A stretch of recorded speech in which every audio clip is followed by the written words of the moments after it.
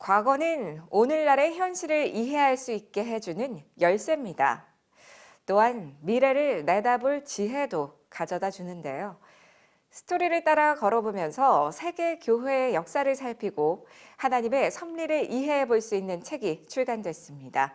세계 교회사 걷기의 임경근 저자를 만나봤습니다. 목사님 안녕하세요. 네, 반갑습니다.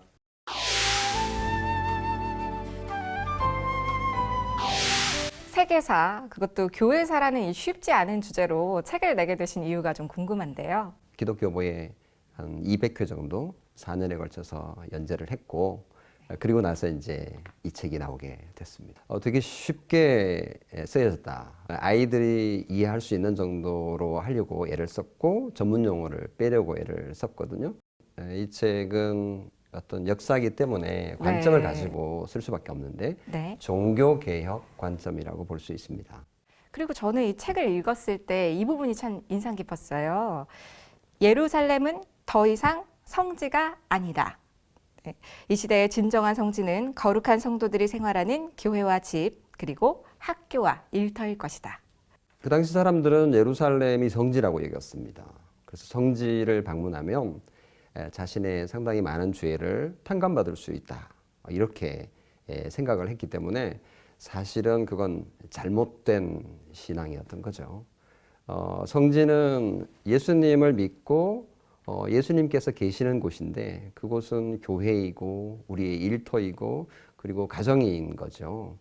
그래서 우리가 살고 있는 이 지점, 그곳이 성지라고 생각을 하는 게 맞고요. 사실은 역사 탐방, 교회 역사 탐방 이렇게 용어를 바꾸면 좋겠어요. 이제 성지라는 개념이 조금 바뀌어야 할 것 같습니다. 그리고 역사라는 것은 참 이 시대에 주는 값진 교훈이기도 한데요. 세계 교회사를 빠삭하게 알고 계시지 않습니까? 우리가 잊지 말아야 할 역사 속 교훈, 어떤 게 있을까요? 로마가 기독교를 국교로 정하고 난 이후 교회가 힘을 가지게 된 거죠. 그러면서 교회가 그 힘을 이용해서 다른 종교인들을 탄압하거나 또는 자기들을 반대하는 자들을 박해하는 그런 상황이 벌어졌습니다. 힘을 이용해서 하나님의 나라를 이룰 수 있다라고 생각하는 마치 십자군 전쟁에서 칼을 가지고 하나님의 나라를 이루겠다라고 생각했던 것처럼 그렇게 생각하는 사람들이 종종 있는데 그것은 위험한 발상이라고 생각합니다. 네, 우리가 정말 들어야 할 검은 그렇죠. 하나님의 검, 말씀의 검이죠. 네, 그렇습니다. 정말 좋은 얘기고 좋은 교훈인데요.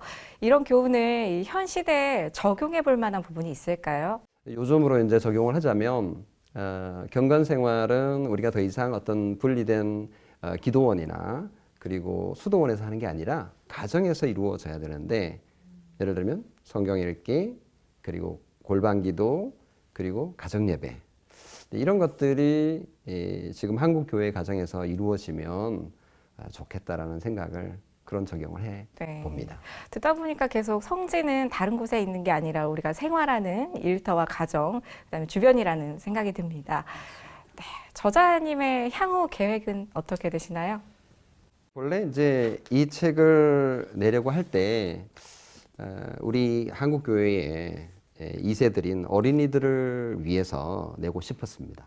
그래서 아이들을 위해서도 책이 뭐 단권은 아니더라도 1권, 2권, 3권 정도 해서 한 질로 해서 나와서 한국 교회를 위해서 잘 활용되면 좋겠습니다. 네, 원래 타겟이 조금 연령층이 낮아서 덕분에 어려운 교회사를 저희가 쉽게 접하게 될 수 있다는 점은 참 좋은 것 같습니다.